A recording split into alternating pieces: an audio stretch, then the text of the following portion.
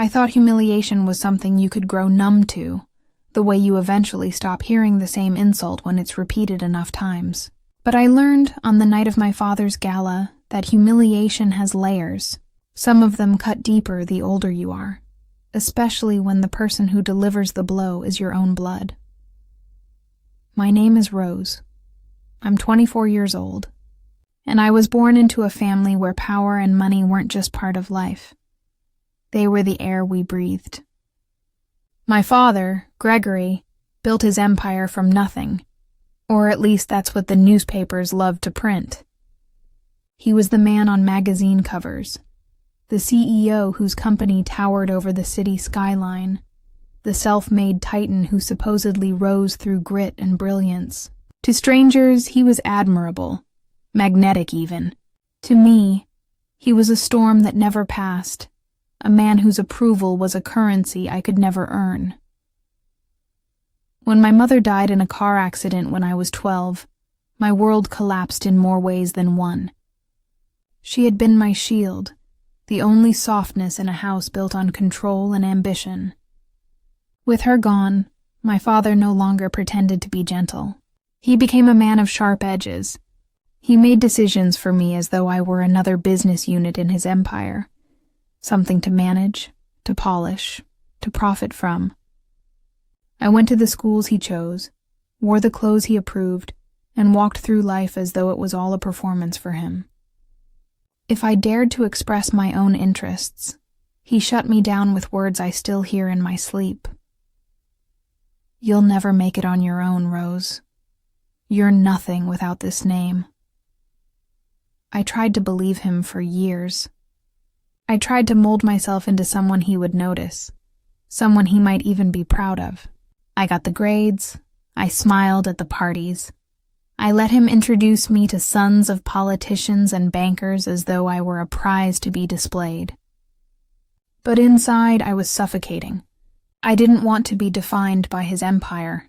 I wanted to be seen for myself, not for the fortune tied to my last name. And then I met Alex. Alex came into my life like a crack of lightning in a summer storm. Unexpected, electrifying, impossible to ignore. I met him at a charity event, not one of my father's, but a local fundraiser organized by a friend from college. He wasn't dressed like the men I was used to. He wasn't slick in designer suits or dripping with arrogance. He wore a simple navy jacket, his posture steady, his eyes scanning the room not with hunger but with awareness. Later, I learned he had been a Navy SEAL, trained to notice everything. But in that moment, what struck me most was the way his gaze softened when it landed on me. He introduced himself without hesitation, his voice calm, confident. We talked for hours that night, and for the first time in years, I felt like someone wasn't measuring me by the weight of my father's empire. He asked about my dreams, my fears, my opinions. He listened. Not the way people listen to be polite, but the way they listen to understand. I didn't tell him who my father was at first. I wanted to be just Rose, not Gregory's daughter. When he found out later, he didn't flinch. He didn't fawn over the name. He just looked at me and said, "That doesn't define you. You do." And that's when I knew he was different. Our relationship grew quietly at first. We went on walks. We cooked together in his small apartment. We shared stories under dim lights while the rest of the city slept. He told me about his time in the military, about the missions that had scarred him, about the nightmares that sometimes woke him in the middle of the night. I held his hand through the memories, and he held mine through the weight of my father's shadow. But of course, secrets don't stay hidden forever. When I finally told my father about Alex, the explosion was immediate. He didn't ask who Alex was as a person. He didn't ask if I was happy. He asked about his salary, his connections, his worth. And when I told him Alex wasn't from wealth, that he had built his life with his own hands, my father laughed. "A charity case," he sneered. "Rose, you're too naive to understand the difference between a soldier and a man who can run an empire. You want a bodyguard, not a partner." I defended Alex, my voice shaking, my chest burning, but my father's words hung over me like poison. He told me Alex would embarrass me, that I'd regret wasting time on someone who couldn't even buy a table at one of his galas. He told me if I insisted on bringing him into our world, I'd regret it. And yet, I did. Because for once in my life, I wasn't going to let him script my story. The night of the gala was supposed to be our declaration. The ballroom was glittering with chandeliers, the air heavy with perfume and champagne. Politicians, celebrities, and business moguls filled the space, their laughter bouncing off marble walls. I wore a black gown, sleek and simple, and Alex stood beside me in a perfectly tailored suit that he hated but wore for me. His presence was steady, grounding. When we walked in, eyes turned. Whispers rose like smoke. People were curious. Who was this man? Why didn't he look like the others, slick and shallow? My father noticed us immediately. His smile froze, then reshaped into something sharper. He called us to the stage for a toast. My heart pounded in my chest, but I held Alex's hand tighter. I should have known. My father never missed a chance to remind me of my place. As the glasses clinked, he began his speech. At first it sounded charming, the usual performance of gratitude and pride, but then his tone shifted. His words cut like knives cloaked in silk. "My daughter," he said, smiling out at the crowd, "has always had interesting taste. Tonight she's brought us a guest, a man who, let's just say, doesn't exactly fit the mold of this room. But perhaps she wanted to remind us all that charity begins at home." The crowd laughed at me, laughed at Alex. My cheeks burned, my hands trembled, and every insecurity I had carried since childhood rushed back in a tidal wave. But Alex didn't flinch. His jaw tightened, his eyes locked on my father. And then, when my father reached out to grab my wrist, as he had done so many times before, a gesture of control disguised as paternal care, Alex's hand shot out. He caught my father's wrist in his grip, firm, unyielding. The laughter died instantly, the ballroom froze.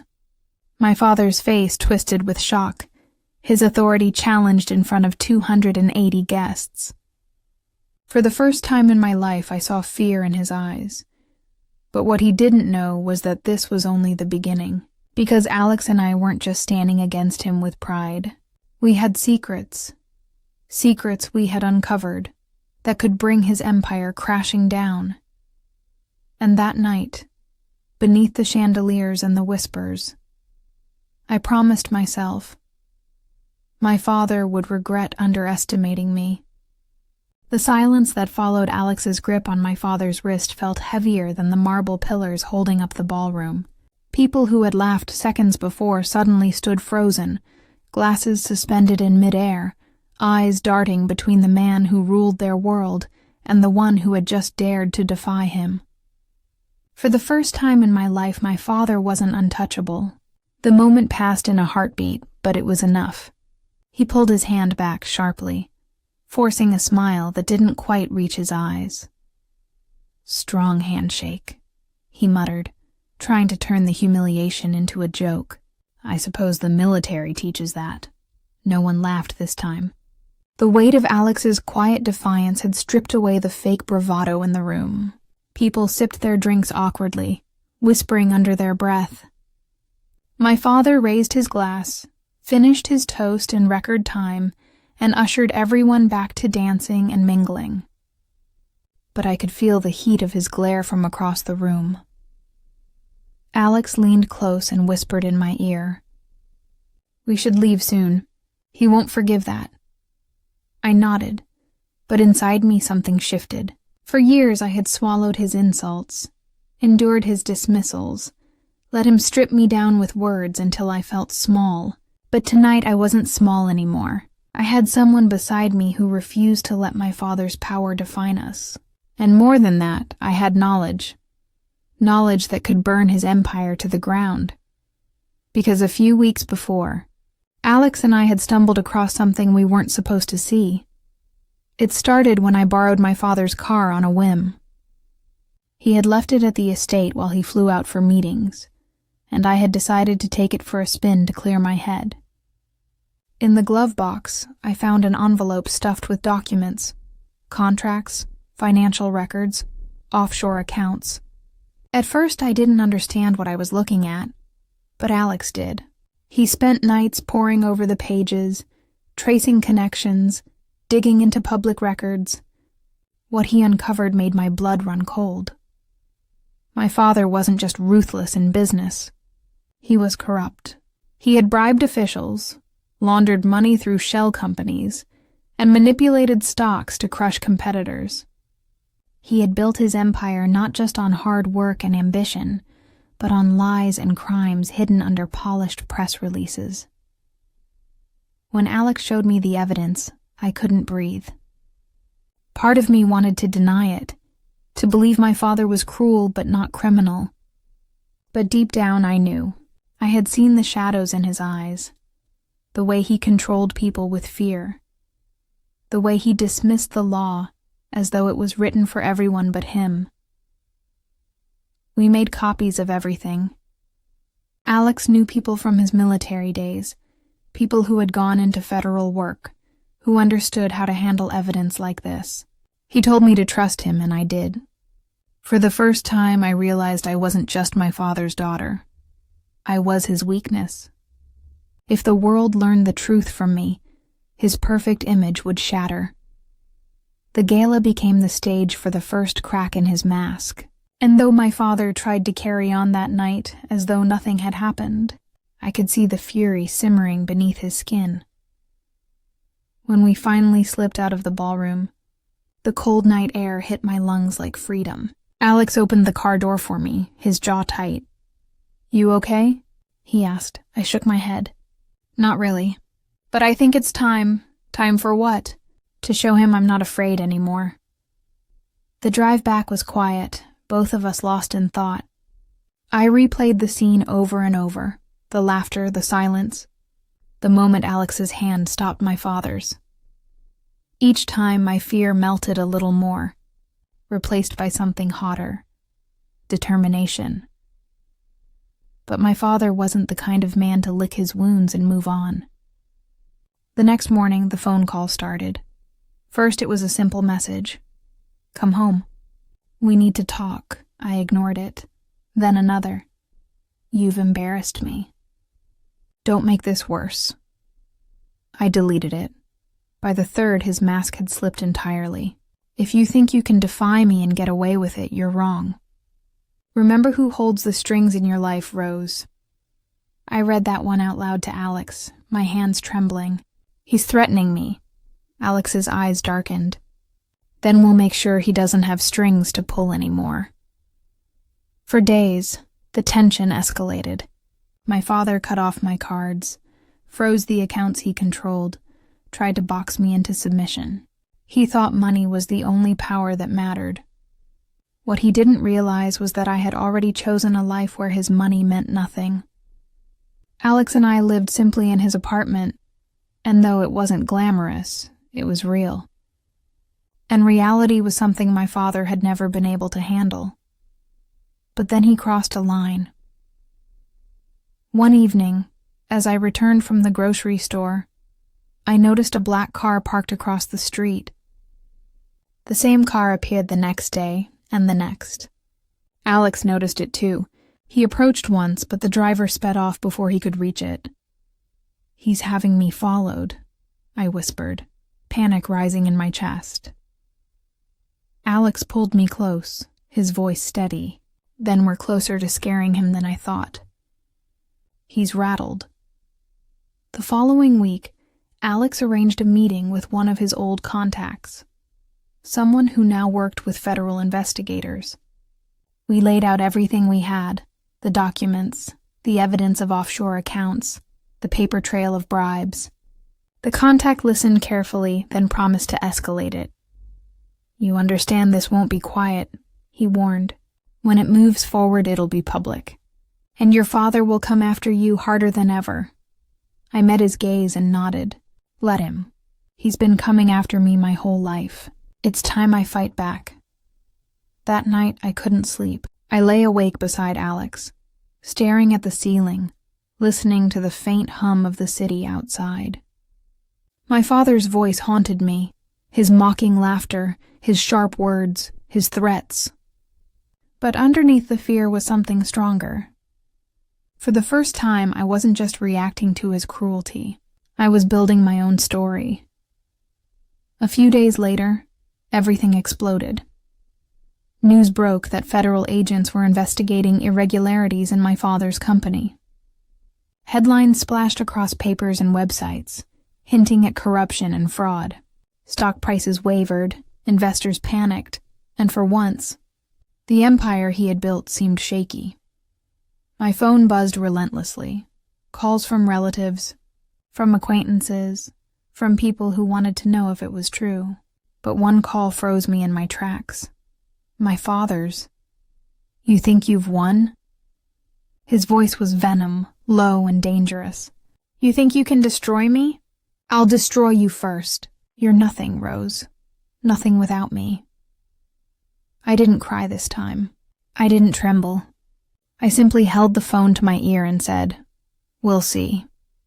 When I hung up, Alex took my hand. His eyes searched mine. "Are you ready for what comes next?" I nodded. I've been waiting my whole life. The first headline didn't sting him the way I hoped it would. My father was too practiced, too arrogant to crumble at the sight of words on a screen. The morning after the news broke, he held a press conference in the lobby of his skyscraper headquarters, smiling for the cameras as though nothing could touch him. He waved away the allegations like gnats, called them baseless, a smear campaign by jealous competitors. People clapped. Reporters scribbled. The stock ticked up a few points, as though confidence alone could rewrite the truth. I watched the broadcast from Alex's apartment, my stomach churning. "He's going to talk his way out of this," I whispered. Alex shook his head. "Not forever. Lies have a way of catching up, especially when the evidence is solid. Trust the process, Rose. Trust the process." Those words echoed in me like a mantra, but it wasn't easy. My father wasn't just any CEO.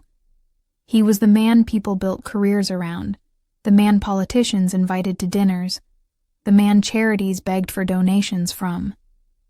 He knew how to spin, how to manipulate, how to make the world see only what he wanted them to. But I also knew his shadow side, the one that hid in the margins of contracts, in whispered threats, in the smirk he wore whenever he crushed someone under his heel. And that side was about to be dragged into the light. Within a week, subpoenas were issued. His associates started lawyering up. Whispers leaked from inside the company that employees were cooperating. My father tightened his grip, firing people left and right, blaming traitors for what he called exaggerated nonsense. But the walls were closing in, and I could feel it. I should have felt triumphant. I should have felt vindicated. But the truth is, I felt hunted. Because while his empire was trembling, his focus had sharpened on me. I noticed it first in the emails. Anonymous messages sent to my work account, warning me to stay quiet if I valued my safety. Then came the phone calls at night, silence on the other end followed by the click of someone hanging up. Once, when I left Alex's apartment to walk to the corner store, I saw a man standing by the lamppost watching me too intently. By the time Alex came down, he was gone. When I told Hannah, my cousin who had always been like a sister to me, she looked at me with wide eyes. "He wouldn't hurt you, would he?" I wanted to say no. I wanted to believe that even in his rage, my father had limits. But I remembered the venom in his voice, the way he said he'd destroy me. and I couldn't bring myself to reassure her. The pressure built with every passing day. I stopped going out alone. Alex became my shield, always scanning, always alert. His military instincts kicked in, and while I hated needing that kind of protection, I was grateful for it. I had chosen to stand against my father, but I hadn't fully realized the danger until then. And yet, even in the chaos, life had to keep moving. Alex still went to work. I tried to pick up shifts at the design firm I'd been freelancing for. Bills still came. Food still needed to be cooked. Ordinary life wove itself around extraordinary danger, and sometimes, in the quiet moments, I wondered if I had made a mistake. One night, as I lay awake staring at the ceiling, Alex rolled over and brushed his hand against mine. "You're thinking too loud," he whispered. I laughed weakly. "Do you ever regret getting involved with me? With all of this?" He propped himself up on one elbow, his gaze steady. "Rose, I've faced things far scarier than your father. I don't regret a single moment. You've given me something I didn't think I'd find again. Purpose." His words wrapped around me like armor. I didn't realize how much I needed to hear them until that moment. But fate has a way of testing resolve. 2 weeks later, the gala humiliation came back to haunt me in a way I hadn't anticipated. Someone leaked the video of my father mocking Alex and me. It spread like wildfire online, first on gossip sites, then mainstream media. Clips of my father calling Alex a charity case played on repeat, strangers dissecting every expression on our faces. My phone buzzed nonstop. Some messages were sympathetic, people calling my father cruel. Others mocked me, laughed at the scandal of the poor Navy SEAL boyfriend. The world had its opinions, and they were loud. I wanted to hide, to crawl under a blanket and never come out. But Alex wouldn't let me. "This is what happens when you challenge power," he said. "They try to humiliate you, turn you into entertainment. But you don't run from it. You stand taller. You show them who you are." So I did. I agreed to my first interview, sitting under the bright lights of a news studio, my hands trembling in my lap. I told the world my side. I spoke about the years of being silenced, about standing up for myself, about refusing to let power and money excuse cruelty. I didn't reveal the details of the investigation. That would come later. But I let people see me not as a victim, but as a daughter who finally said, "Enough." The response shocked me. Messages of support poured in. Veterans reached out, thanking me for standing by Alex.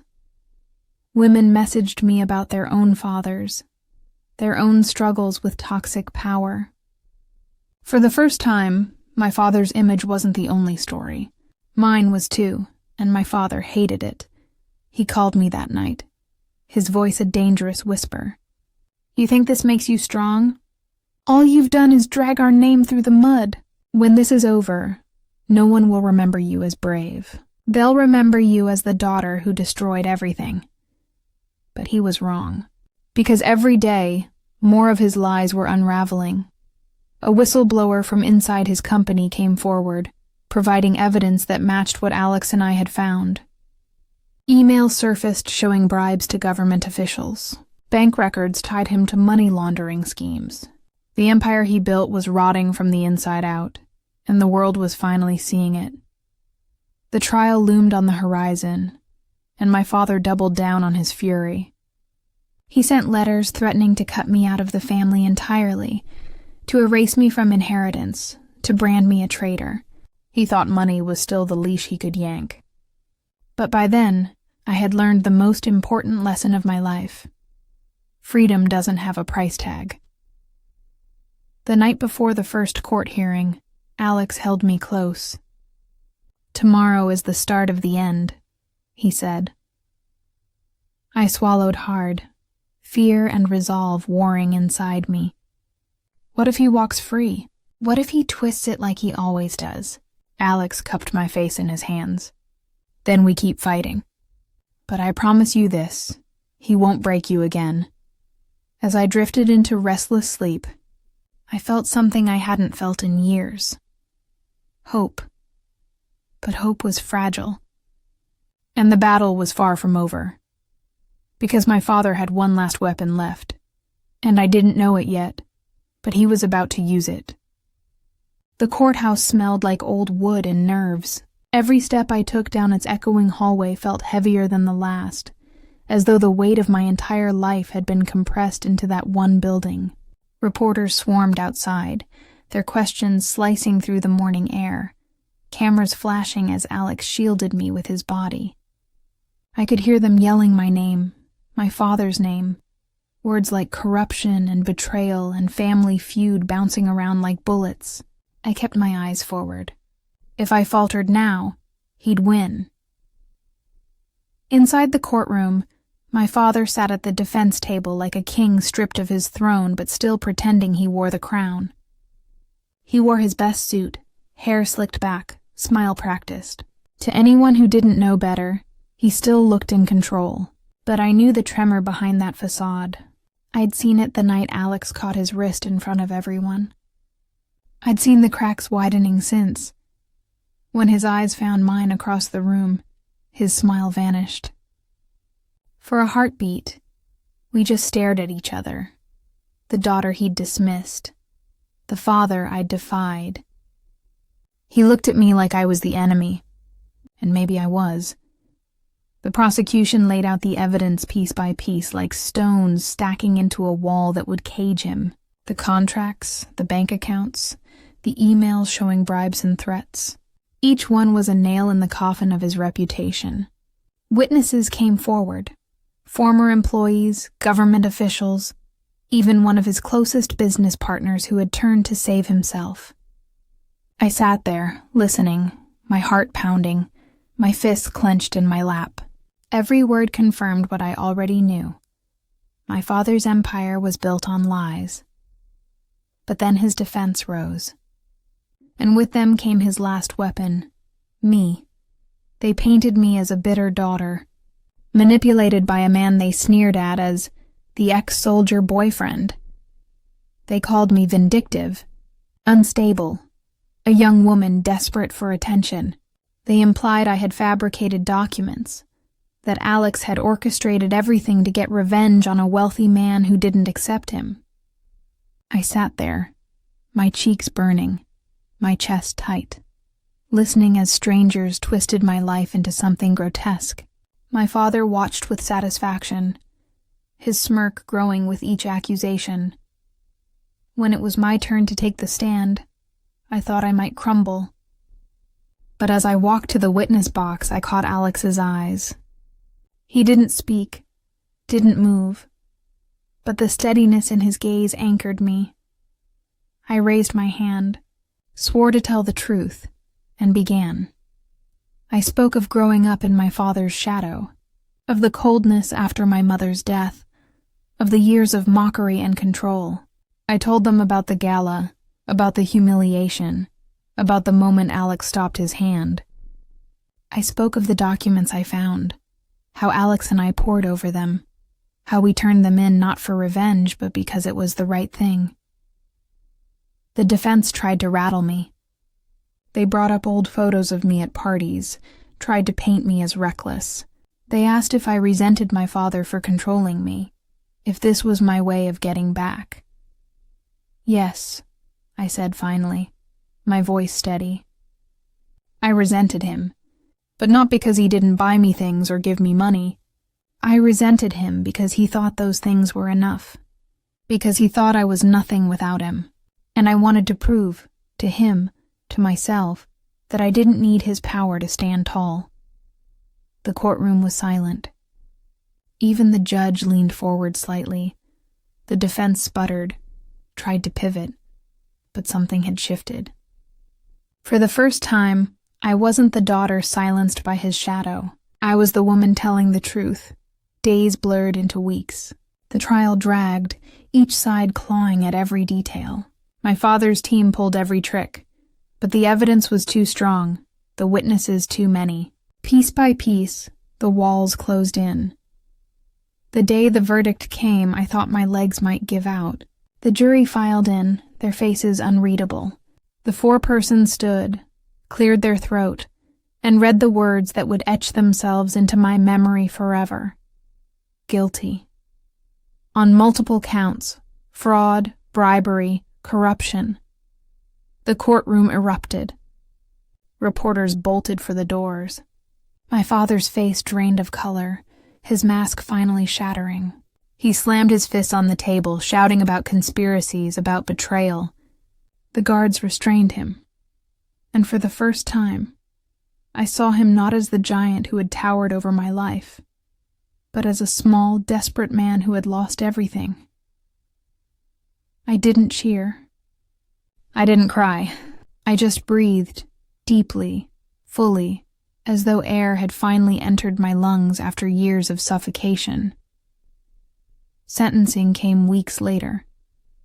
He was given years in prison, fines that stripped away what remained of his fortune. The empire crumbled. The skyscraper still stood, but the name on it was removed. Letters pried off one by one, until only shadows remained on the steel. In the quiet that followed, life was not suddenly perfect. The world still whispered. Some people still saw me as the traitor daughter, others as the brave one. Strangers debated me on talk shows, as if my life were a chess match for their entertainment. But in my own skin, in my own heart, there was peace I hadn't known before. Alex and I moved out of the city. We found a small house by the coast, with peeling paint and a garden that needed love. It wasn't glamorous, but it was ours. I planted flowers my mother had once loved. Alex fixed the porch. At night, we sat under the stars, holding hands, listening to the waves. Sometimes, memories of my father crept back, his laughter, his words, the sting of his grip on my wrist. Sometimes I woke from dreams where he loomed over me again, mocking, controlling. But then I'd roll over, see Alex beside me, and remember that the nightmare was over. I wasn't his pawn anymore. I wasn't his weakness. I wasn't his nothing. I was Rose, and I had written the ending to my own story.